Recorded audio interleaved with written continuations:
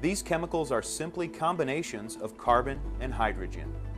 You know them as alcohols, gasoline, greases, soaps, plastics, oil, and some cleaning solutions. In the plating industry, the major forms of organics used are called brighteners and surfactants.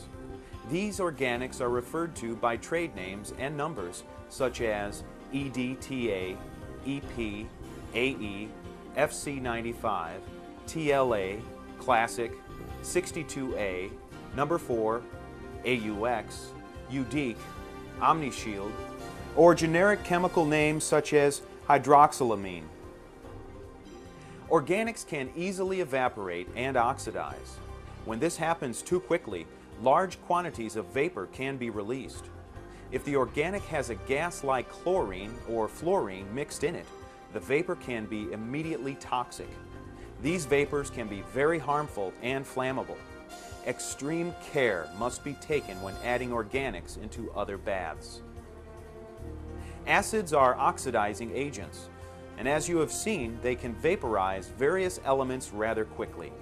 In extreme cases, even a fire can erupt, but in most cases, large amounts of vapor are released.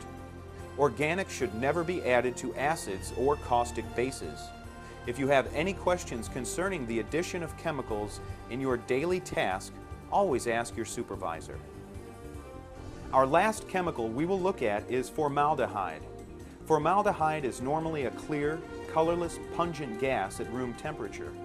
This chemical can vaporize rather quickly and can cause toxic and harmful vapors if not used properly. Prolonged exposure to these chemical vapors or prolonged skin contact can cause severe health problems.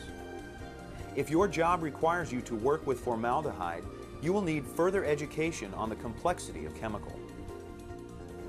We don't expect every employee to be a chemist, but we do want everyone to be aware of some basic chemical principles. And that knowledge will go a long way in preventing practically any workplace accident. Our company has a comprehensive hazardous communication program, part of which requires every container and chemical substance to be labeled. You have already been trained on these labeling requirements, and I urge you to always check the label on every substance you use for necessary safety precautions. Your company has also developed an evacuation and emergency plan in the unlikely event of an accident. Please become familiar with emergency procedures in your area. Remember to always report any chemical problem, no matter how small it may be. As we've seen, there are a few basic safety considerations when dealing with chemicals. Keeping these practices in mind will assure a safe and healthy work environment for you and your coworkers. Do not attempt to mix chemicals on your own without being instructed to do so. Advanced training in the proper use of chemicals, as well as the proper use of protective equipment, will be given to you in the very near future. These safety procedures will be an ongoing effort on the part of your company to help assure your safety.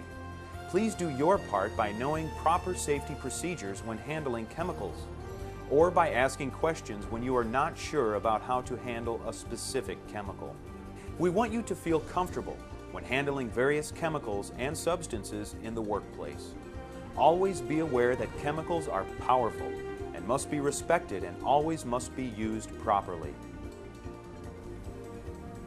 If you are told to mix chemicals and feel uncomfortable after being instructed, ask a supervisor or other trained associate to show you how to do it. Taking the time to ask questions or be shown the proper procedure will assure your safety and the safety of your coworkers. Thank you for giving your attention to this very important subject.